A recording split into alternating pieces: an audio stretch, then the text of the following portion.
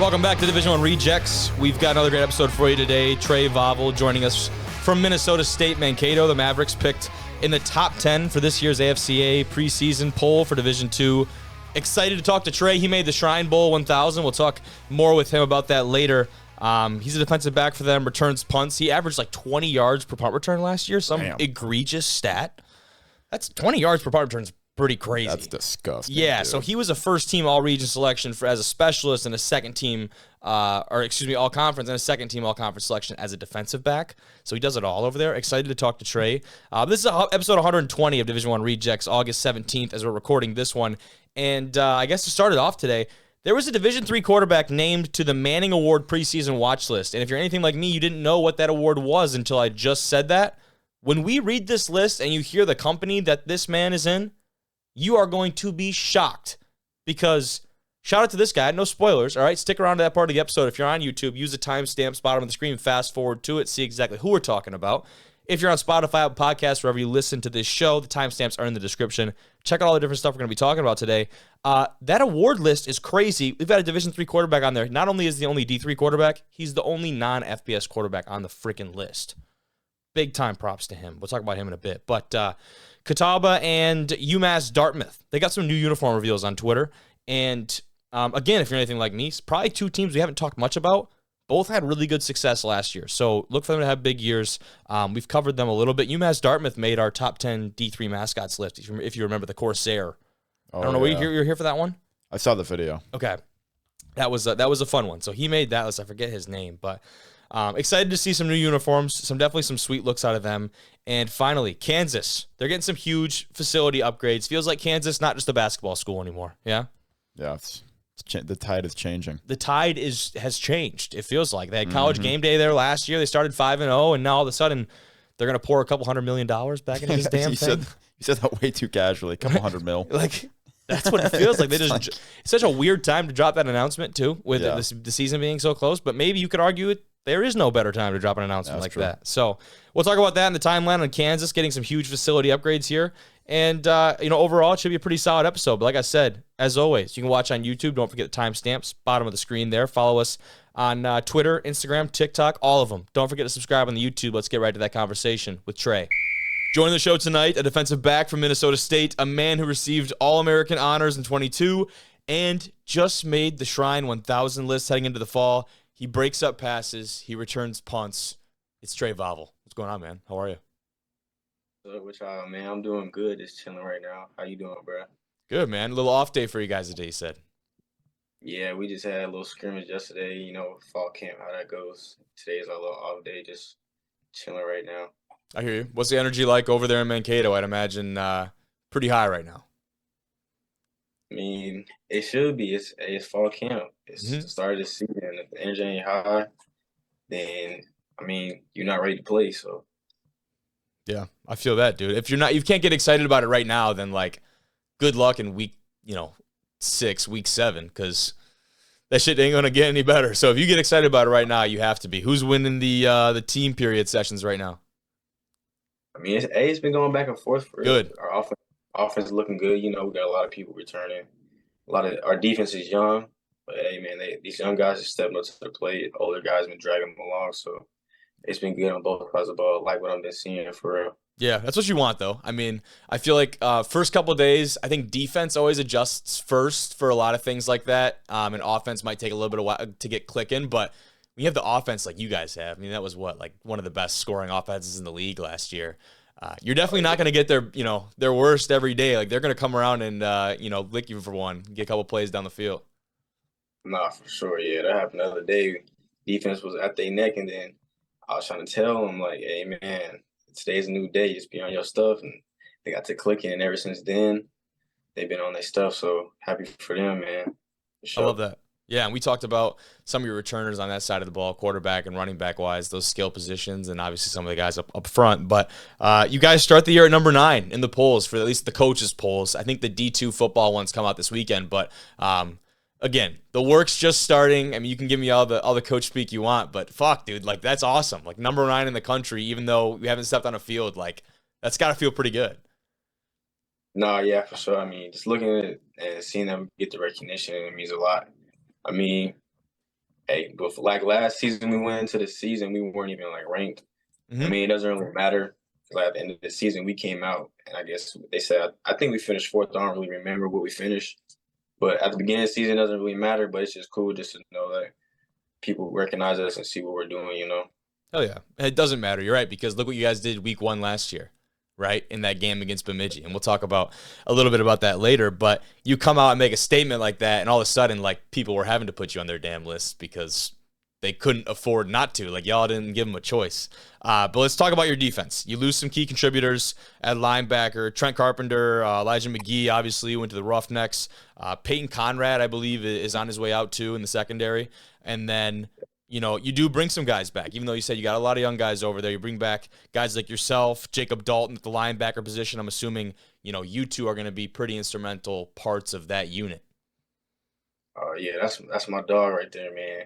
My boy Dalton, Mr. Dalton. Okay. That boy, he the truth for sure. Yeah, but I mean, yeah, like a lot of dudes have left, the older guys. But I mean, like I said earlier, these young guys, man, our coaches do a really good job of recruiting young guys, like really good talent, and it's up to the older guys that we do have to bring them along. And I feel like this camp we've been doing that. So I truly believe in these young guys, and I for sure know that they're gonna ball out because us older guys gonna make sure they know what they're doing, and if they know what they're doing, and then after that it's just physical abilities at that point, Yeah. you know. Yeah, 100%. And there's culture. Like, there's obviously culture there. You don't, you know, become one of the most dominant football programs of the last decade or 2 decades without a very strong culture. So that's something that you get those young guys, you get those transfers in there, and they're immediately like, get with it or get out. Like, it's, I mean, maybe a little bit different over there, but I mean, you're a guy that transferred in there after your freshman year. How much are they getting into the transfer portal this year, or is it mostly trying to cultivate some of that high school talent, maybe a little bit of both? It's been a little bit of both for real. You know, we got some guys that came in receiver. We got some DBs coming. You know, everywhere for real. Good. They do a good job in the portal, and we got a bunch of young guys that are coming in like freshmen. Like yesterday, we had a scrimmage, man. Some young guys. I'm trying.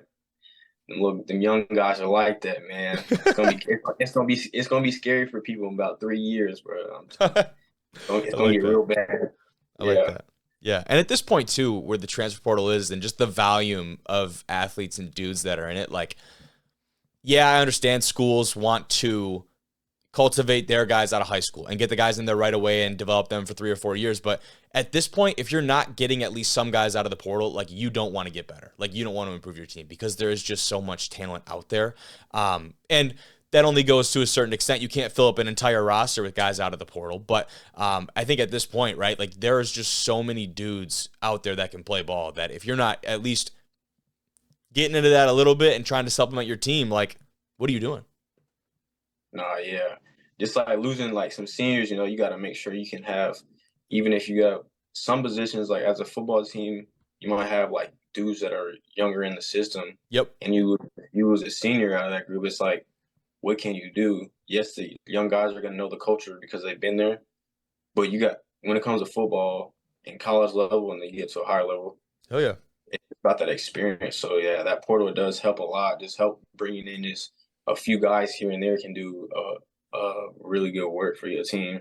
Yeah. I mean, some dudes just aren't physically ready. Like, that's just the nature of our Yeah. sport. I was filming our men's soccer team the other day, and we're talking about how dudes are like, we got a bunch of dudes from Europe and like international dudes that play on our team up here at Northern. And I was talking to some of them, like, they're getting shoe deals and all this stuff when they're like 15 years old over there, overseas. Yeah. And like, soccer is just a different breed in that, like, when you're in middle school or going into high school, like, people know if you're good or not. Like, you can already tell. And like, with football, I just feel like there's so much maturing physically that happens that you get dudes on campus and still they might need a couple years to fully develop the strength and conditioning programs at the school. That's why they're so important. But to stay on your defense, you guys lose your defensive coordinator, Coach Glagowski, and takes the head job at Sioux Falls, which of course you guys open with this year, which is going to be a fun one. I'm sure you got the smile there. But I mean, when he's on staff, you guys were 64-14. Like, that is a number that's absurd. Like, that is freaking crazy. How has it been without him at the helm, Coach Taylor taking over, and obviously looking forward to that week 1 matchup, man? Man, Coach Glow, he recruited me out of high school to Okay. go here. So I've had a relationship with him since I was a young one, man. But as a human being, man, I gotta give my hats off, respect to him. He's for sure a good human man, good family man for real. So It's all awesome. hats off, my flowers to him for sure. But I mean, this is a business, so I mean, you already know, you know how it is with football. We for sure gonna be happy to play him. It's gonna be good to play him and Yeah. see all his little players he got and stuff. So it's gonna be a fun little time for sure. But yeah, Coach Taylor, man, he's been doing a great job. It kind of struck us different when he got the job as a D corner because like he was his first year last in the program. Yeah. So we didn't really know us players. We didn't know how things would be and like how things would be ran. And he's been taking it and running with it for real. Like he's been doing a great job. And us older guys, we've been making sure like these younger guys, of course, are along, but just him himself, I gotta give my flowers to him too. Just him being at this program for a year and then being the D coordinator, that just speaks a lot. So yeah, he's been doing a great job. So yeah. That is pretty crazy. And I guess, looking from an outsider's perspective, I see that they hired internally, technically, right, to fill that position. So you think, oh, that's a guy that's probably been around there for a while, but only 1 year with you guys prior to being named the DC, huh? Yeah. He came in, he was with the D lineman last year. Gotcha. And then, yeah, I got all the job. Coach Glow had left, and then we were just waiting to see who it was, and it was him. But yeah, it was for sure eye-opening because we didn't, like I said, we didn't know what was going to happen. But nah, he's been doing a great job, though. So Good. Yeah. Now, where do you feel that side of the ball defensively that you guys need to maybe make some strides this year, step up certain areas of game, or where do you think that you've already started to? I mean, we're already into fall camp. Like, where do you think you've started to improve on some of those areas where you might get the edge in some other teams this year? I would just say the mental game, as a defense as a whole.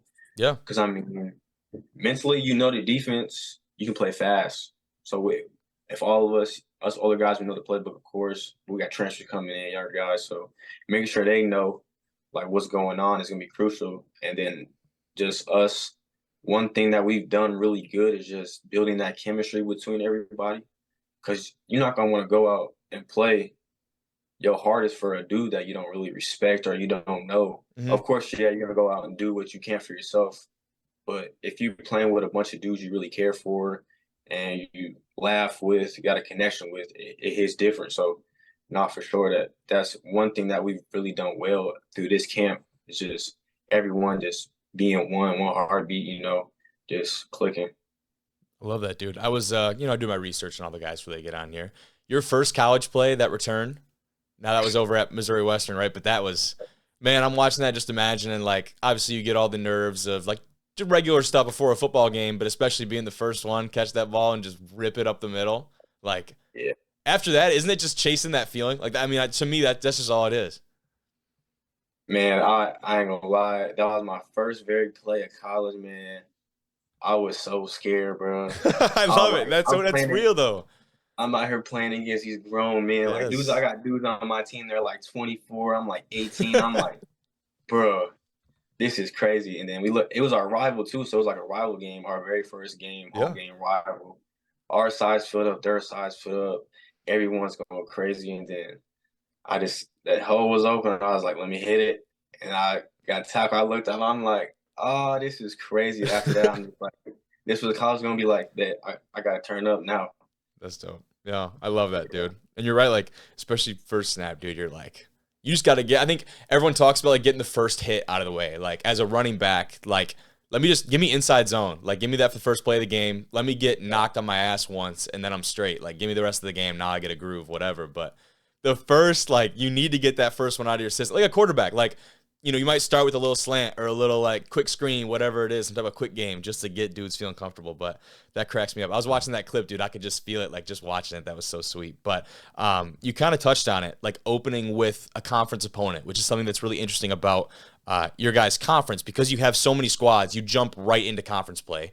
And they're not cupcake openers, right? We talked about you guys are going to Sioux Falls, and then you come back home for Wayne State. You guys split with them last year, got revenge in the playoffs. But those two are going to be fun. A fun first 2 weeks for you. Obviously, a great test for the guys, huh? Hey, man, it's gonna be fun for sure. But hey, we respect all our opponents at the end of the day, but we don't fear nobody. You can put Bama out there, it don't matter. We gonna come at your neck for real. So it's kill or be killed, man. Like with this, you know how football is. It's a dangerous sport. A lot of people put a lot into this game, and a lot of people don't see how much people put in. So much respect to them guys, but at the end of the day, if you in front of us, no matter who you are, we gonna come at you different for real. So yeah. Respect all, fear none, dude. That's it. Yeah. That's how you got to play, because the second you don't respect someone, you get your ass kicked, and the second you fear someone, same shit. There's, you know what I mean? It's the same. It's the same thing. So, no different from last year, though. You guys aren't unfamiliar with a tough opener. Talk about that Bemidji game last year, dude. And now we didn't know, we as in like media people, I guess, didn't know that Bemidji would end up going on the run that they did on putting together that type of year. But when you look back on it, you guys got that quality win over them in that first week. That had to have been just something. It was my first year in this conference last year. So coming in here, I'm hearing like, oh, we got Bemidji this week. Oh, we got Duluth next week. We got so-and-so next week. I'm just like, bro, I don't even know how to pronounce these schools' name, bro. I'm just here. I'm just out here balling, man. I don't even know how to pronounce their names. So, I mean, I understand a lot of people out here. Like now, I know the feeling of, oh yeah, we got Bemidji this, we got Duluth. I know how it is now, the chemistry between other teams that we play. Yep. And like the rivalries we got. But last year, it was just like, oh, I got whoever. Oh yeah, we finna get out their neck. So when we won, I know the fans and the coaches and all that, it might have hit different for them, but at the end of the day, it was just another win for me, for just real. I just out here trying to get it with my guys, for real. Oh, yeah. And that wasn't the only, top 25 team you guys beat last year. 4 of them, which is, again, ridiculous. That goes to the strength of your conference, first of all, because there's just a lot of depth in that conference. It feels like it's kind of funny from a different perspective, though, because I was going to say it had to have felt like every week almost, just about every other week, someone's got a number in front of their name, and it's feeling like the damn near the Super Bowl. But for you, coming in as an outsider, like, these teams don't mean anything to me. Just line up, like, let's strap it up and go. Like, it ain't nothing different. It's just another day at the office, man. Like I say all the time. My homie told me when I was a freshman, man, it's another day at the office. Just strap it up. Whoever in front of you, it don't matter who it is. And I feel like it helped me play even better too, just not knowing who they were, just not knowing the ranks and all that. Like I just try to stay away from stuff like that because it don't really mean nothing. But nah, yeah. It do hit different for a lot of people that like really are been a Maverick since they was little or like really been in the program for a while. Mm-hmm. But yeah, nah. We used to say like nameless, faceless opponent, right? So like when you're doing prep and you're scouting, like we only go by numbers. Like we don't even call dudes by their name. We don't even want to give them that much. Like, yeah, obviously, like you said, got to respect them. So you do your prep work. You understand what's going on. But like at the end of the day, like you ain't giving anybody their props until, you know what I mean, after the fact. So you can't even act like that. But last year, you guys make it second round of the playoffs, and even in the loss to Mines, you show a lot, especially offensively, but just in general. You show a lot of really good things in that game. Super close contest. They obviously end up going to the national championship. I think one of the bigger points, too, is that your quarterback put up probably his best numbers of the year against a really quality squad. So not the way you guys want to finish, but it felt like a lot of really good things to build on heading into the offseason. Had to feel good to have, some good momentum heading into this fall. Nah, for sure. It's funny how people always say it's like good momentum for the next year. What's built off of next year? Our program, we don't see it as it's like, okay, all right, bam, we lost. We had a good year. What next? What's next? What we got to do next? We're gonna get straight into this off season, and we gonna get at it. It's a new year, new people, so we can't really build off of something that we don't have no more. Yeah, we're a good program. Yeah, we have all the conference titles and all that from years past, but every year is new. So we just gotta make sure we make our own momentum, and that starts in January, right when winter workout starts. So we building that momentum from then. We didn't really build it from off last season, but Hayden, man, much respect to that guy. I love going against him at practice. He's a great quarterback. I ask him every day, you gonna throw me a pick? I be wanting them, but from him, it means a lot to get one from him. People don't really understand. But I think I probably got like 1 or 2 picks from him since I've even been here at practice. He's a great guy, man. Great quarterback for sure. Clean slate for you guys in 23 then. And you're right. I mean, it's all about who gets hot at the right time. And I think you see it in the NFL super often too, because there's freaking 17 weeks to the season. The thing is so damn long. So if you get a team getting hot just at the right time before they hit the playoffs or whatever, now a little bit different at our level, but this, it still stays the same, right? You get hot at the right time and you start clicking, and watch out, especially with a team like you guys, where I feel like both sides of the ball really complement each other, man. But I'm excited to see what you guys got going on this year. You're still going to be returning punts and part of that special teams unit for sure, right? Oh yeah, got to. Yeah. I know we talked about you on the pod a little while back, and my brother was sitting over in the chair, and I said like 20 yards per return. You should have seen his eyebrows, bro. Like what? Oh yeah. He said 20. Yeah. I don't even know what stats I had last year, man. I'm not even gonna lie. Just you saying that, that's the first time I even heard that. So I love it. No, hey, I shouldn't have said shit then. I should have just kept it quiet. You did. I'm playing, but hey, Trey, I appreciate you, dude. I'm excited to follow you guys this year, man. You got a couple fans in us over here, so excited to see that opener, and then obviously moving down the stretch, we've got Duluth actually in our opener, and then we close out with Northern State, so we'll have a couple Northern Sun crossovers over here. All right, bet that sounds good. Big time. Yeah, but thank you, brother. That's all I got for you tonight. Yeah, appreciate you having me on, man. Of course. Have a good night.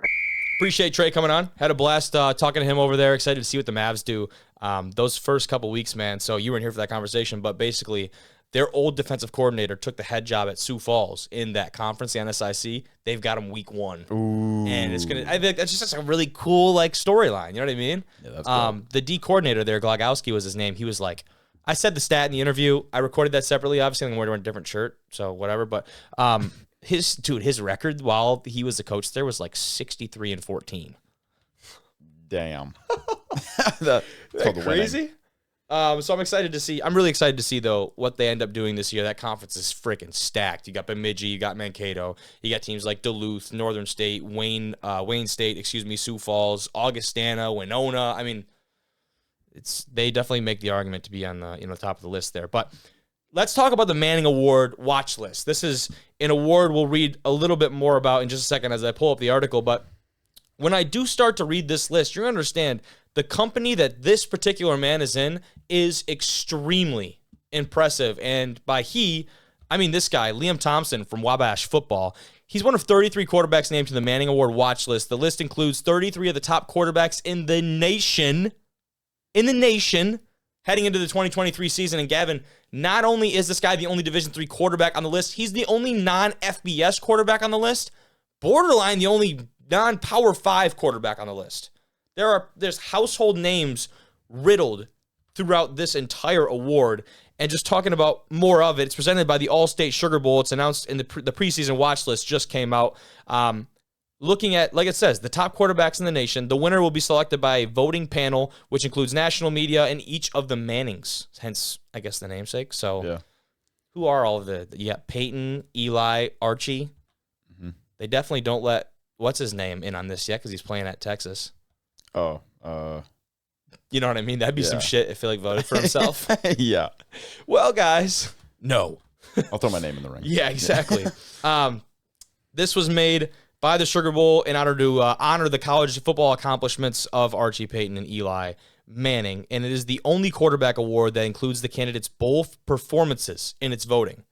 So what you do during the regular season and then in your postseason play, which is kind of interesting. So let's just look at this list. Just some of the names on here, some of the names you'll probably know. Jalen Daniels, Kansas. Jaden Daniels from LSU. We got Quinn Ewers. We've got Dylan Gabriel. Drake May from North Carolina. Grayson McCall, Coastal Carolina. J.J. McCarthy. Bo Nix. Michael Penix Jr. You've got Spencer Rattler. Austin Reed. Cameron Rising. Will Rogers. Let's see. Talia Tagovailoa. Jordan Travis. Cameron Ward. Caleb Williams. I mean, dude, power names. And then, also on this list, Liam Thompson from Wabash, the Division III quarterback. He has had quite the career over at Wabash. And I mean, talk about, dude, like, what does that mean for this kid to be on this list with just the rest of these names? Yeah, I think it's incredible. How often does that happen? It's a great question. I have to feel like that's not very often. No. I don't know, man. Looking at his stats from last year here. Let's see. He threw, he had 251 completions on 349 attempts and with a ratio of 34 touchdowns to 7 interceptions, dude. Takes care of the rock. He threw for 3,588 yards. Oh, my God. With a long of 80. So he's got some long ball capabilities. He's averaging 360 yards passing per game, dude, with another 35 on the ground. So the kid's averaging over 400 yards of offense by himself per contest. That's how you make a fucking list like this. That's how you make a list, dude. That's heinous. Holy That's ridiculous. Shit. That's a team. Dude, that's a team stat. Obviously, quarterback, the offense runs through the quarterback in any system, but Still, what? Those numbers are absurd. No and I will not lie, you probably can tell by my reaction, this is the first time I've actually looked at the numbers. Yeah. Dude. So the average /P stat on there is average per play, I'm assuming? I think so. Probably. 14.3 last year. Talk about heinous. 14 yards a pop? First down after first down, baby. Dude. Move the chains? Move the chains. Every single time, bro. Oh, my goodness. That is incredible. But looking at Wabash's schedule, they do have week 2, an interesting matchup against Butler University, which is Division I, but they're part of that Pioneer Conference, so they're a non-scholarship Division I. Much closer to like an NAIA level of ball. Still a quality opponent, though. Like, don't want to take anything away from those guys in that league. Let me look at last year, though, and we can talk. I mean, they had a good year last year when you put up numbers like that. They were 7-3. One of their losses comes week 2 to North Central, who ends up winning the whole damn thing. Another one coming to Denison, a 3-point loss in league play, the NCAC. And Denison had put together a really solid squad last year, and their third and final loss was against DePaul. So 3 quality losses. Probably doesn't seem like that to them. Hey, losses are losses. But for this guy right here, man. Shout out to Liam, dude. I mean, that is such a sweet honor to be a part of that. Now, this is the preseason awards list, and I guess some other things to note are that transfers and newcomers to school are not eligible to be on this preseason award watch list, but I guess they can add them as the season goes on, like, to the list. And then, what do you think? Like, then there's just, like, a list, there's a pool at the end of the season that they just go through and vote on all of them? I mean, I guess. That seems like the most obvious piece. But just really a sweet thing. 16 of the Manning Award men, that's what it says here, threw for over 3,000 yards in their winning campaign, including 4,000-yard seasons from Bennett, Burrow, Griffin III, Jones, Marcus Mariota, Mayfield, Murray, Ryan, Watson twice, Winston, and Bryce Young. Holy shit. On the other hand, Manziel, Murray, Newton, Watson, and Vince Young were all 1,000-yard rushers during their Manning years. God. Rushing for 1,000 yards at quarterback is absurd. We've seen not many people do that. No. Again, I think when you just start to throw more and more of those names out there, that like the fact that you only need a last name on this list to know who we're talking about, doesn't that tell you all you need to know about this stuff? To be on that list is crazy. Could you imagine if you woke up and you're like, holy shit, I saw Vince Young win this fucking award like back when I was a kid, and now I'm on this? Yeah. With Caleb Williams. That's pretty dope. Dude. So sick. Yeah, and taking apart the bowl games, as taking that in as part of the consideration for the award is definitely unique. 16 of the 19 award winners won their bowl games during the season that they won the honor. And then 14 of the honorees led their teams to the CFP semifinals or a BCS championship. So bowl games, obviously including now, that would be like the playoffs. Like if you did make it to, there's still technically bowls, but you know what I mean? Like if you went to the playoffs. Yeah.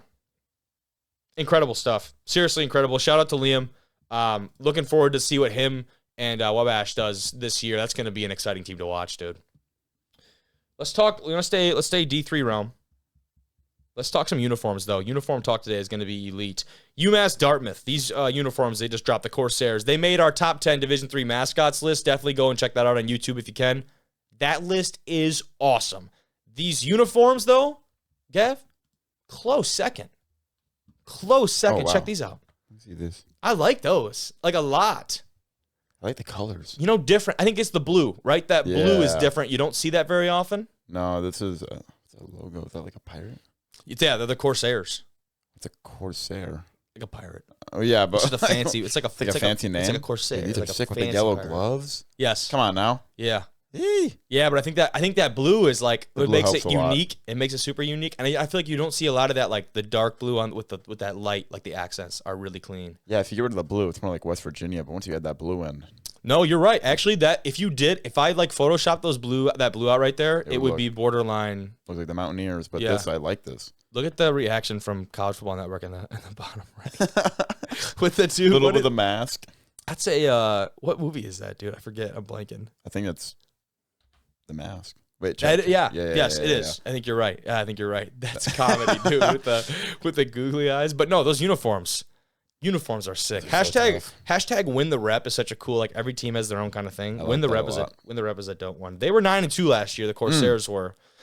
So these uniforms, obviously, they're backing it up with some solid game. Looking at their 2023 schedule, they open against Nichols College September 1st, which is coming really close. As far as some bigger games on their schedule this year, Framingham State Week 3 is going to be a big one for them. That is at Framingham's place too. It's the start of league play for them. The MASCAC, the MASCAC, I guess. And then looking forward, I'm not familiar with most of the other squads in their league, to be honest, but I do know Framingham. That's going to be a big one, September 16th for the Corsairs. So I just want to check. I mean, dude, those uniforms. Those are tough. Yeah. You say West Virginia, though, and that makes a ton of sense.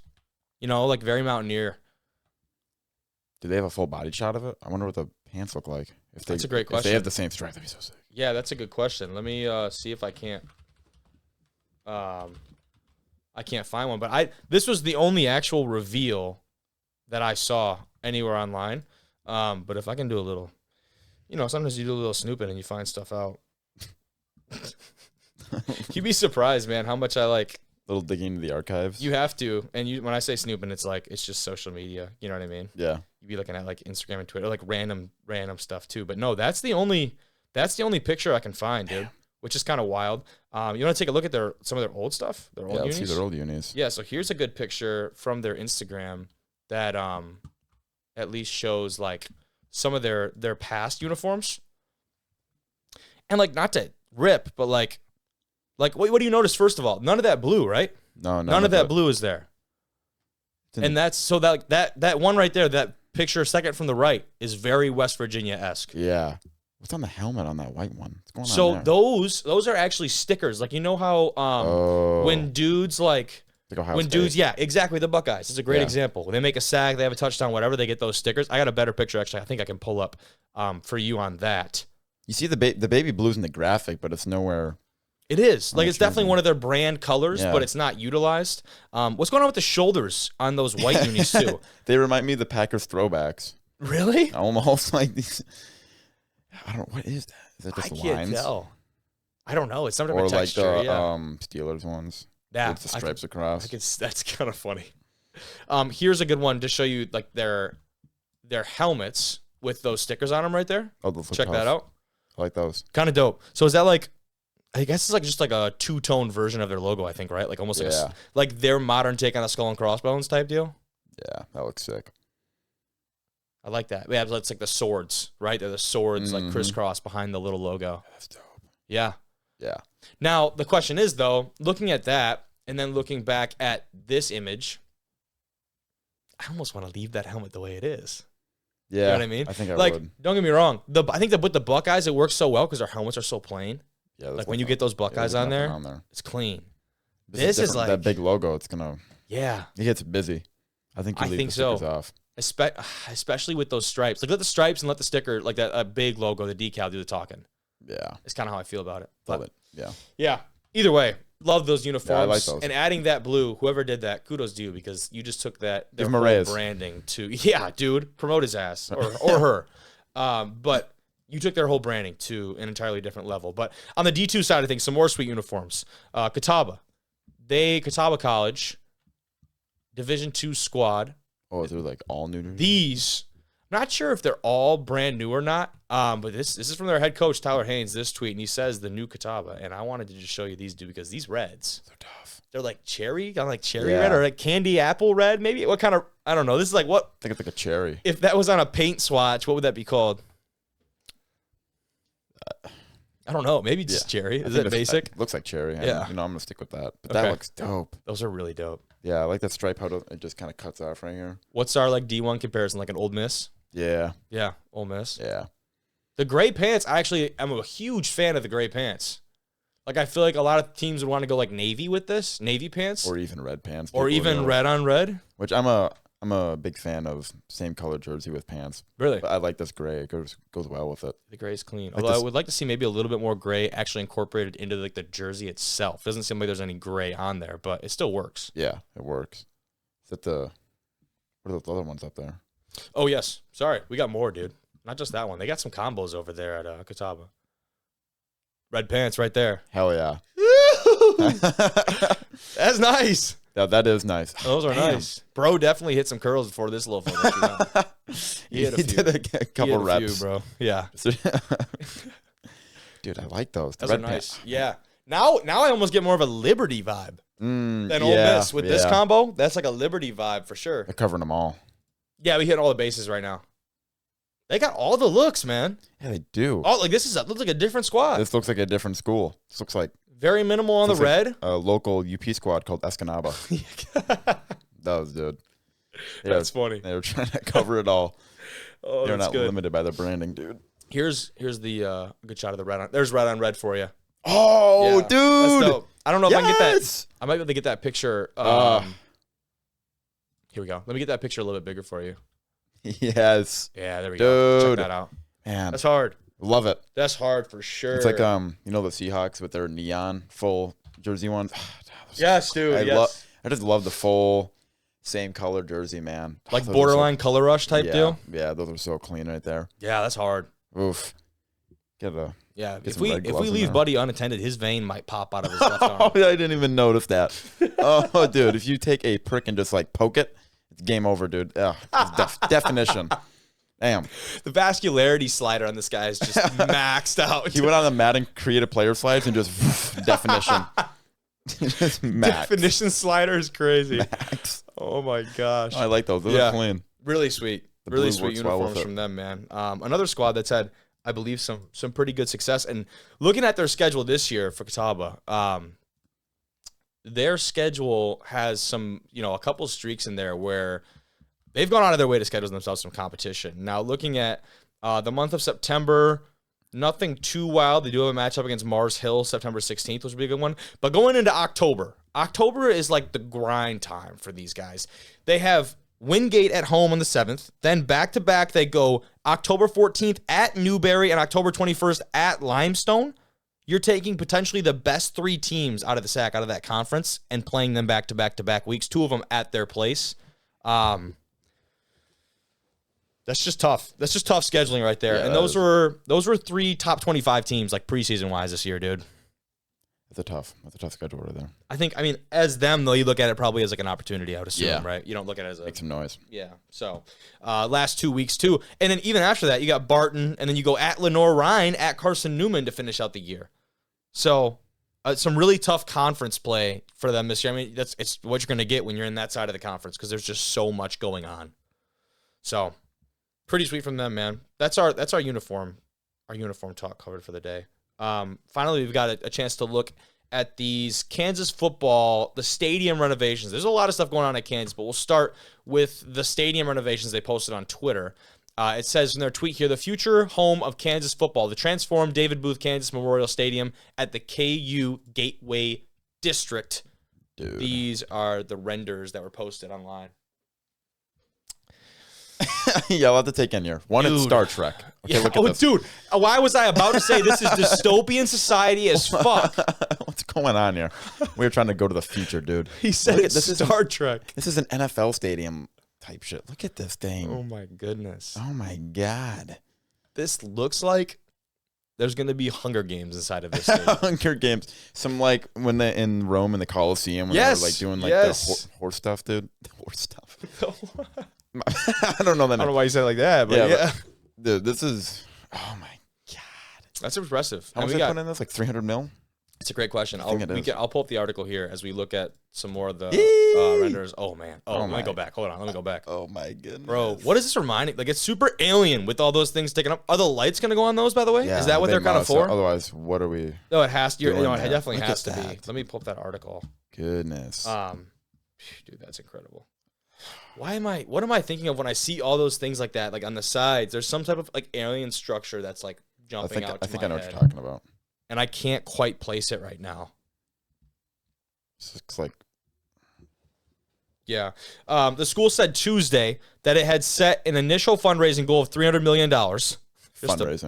Fundraising goal. It's just a goal, right? $300 million for the football changes and upgrades to Allen Fieldhouse, the historic home of the Jayhawks basketball program. Oh. So that's going to be kind of a little bit of this and that.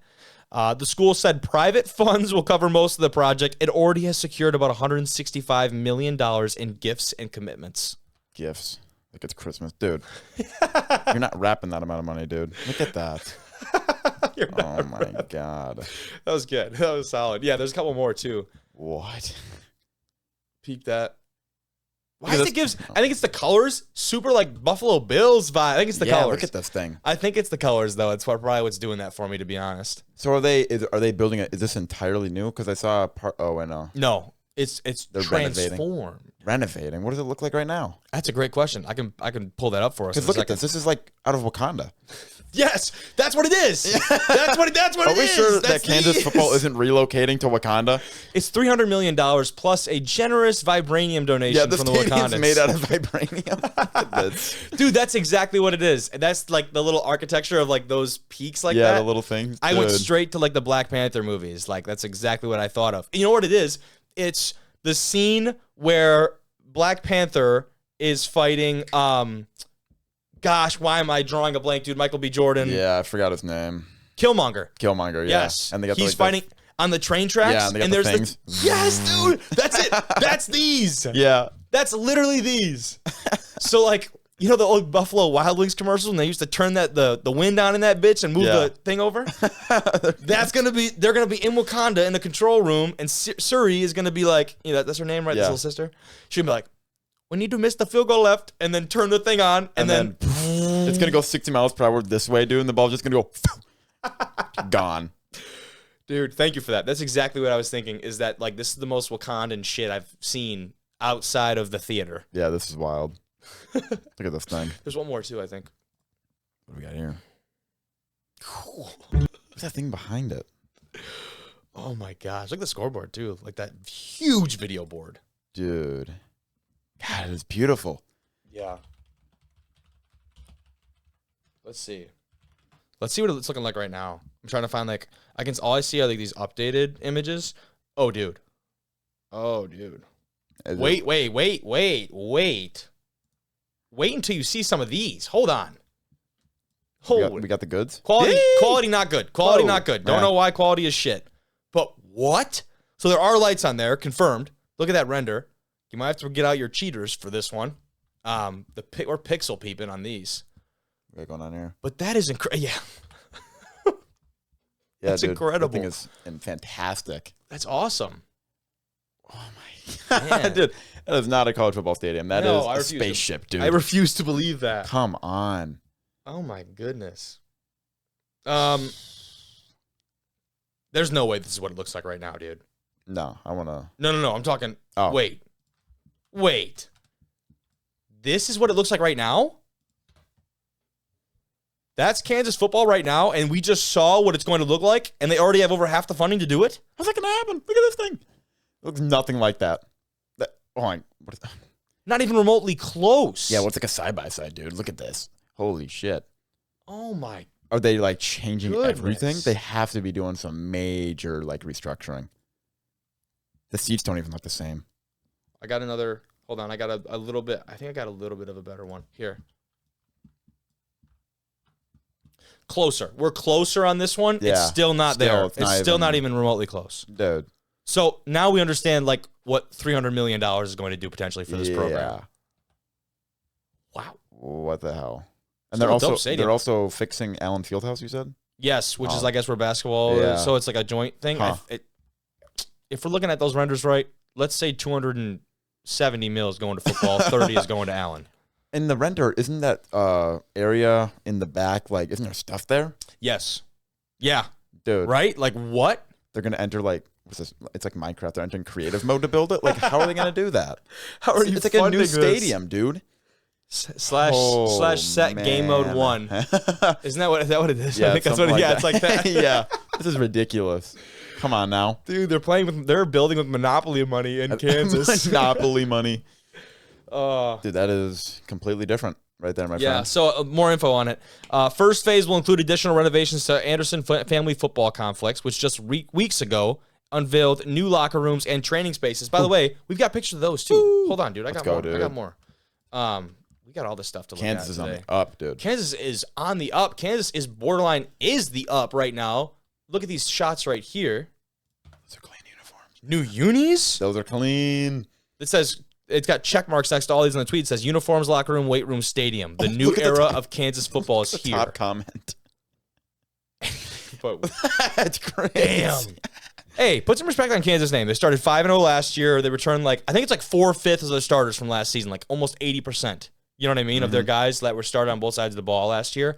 Jalen Daniels at quarterback. That's a name we just had in the Manning Award watch list right there. He's a guy that's going to, put up quietly some really good numbers last year for the Jayhawks. And looking at these facilities, their recruiting is about to go through the roof. Oh, exponentially up. Come on now. Look at that shit. Dude. That's it, dude. That's it. That's right there. I'd live there. I would too. How do you turn that down as a recruit, man? Come on now. You gotta win. Yeah. Yeah. You gotta win more games. Oh, goodness gracious. Look at those lockers. Those are beautiful, dude. What's going on with the floor there? Yeah. It's giving my eyes like a migraine almost a little bit. That's a little weird. Yeah. I don't know how much I like that. Look at us like nitpicking the fucking billionaire stuff.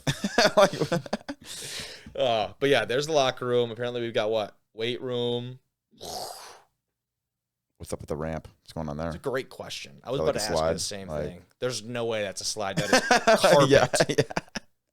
I actually think, is that carpet or is it gray turf?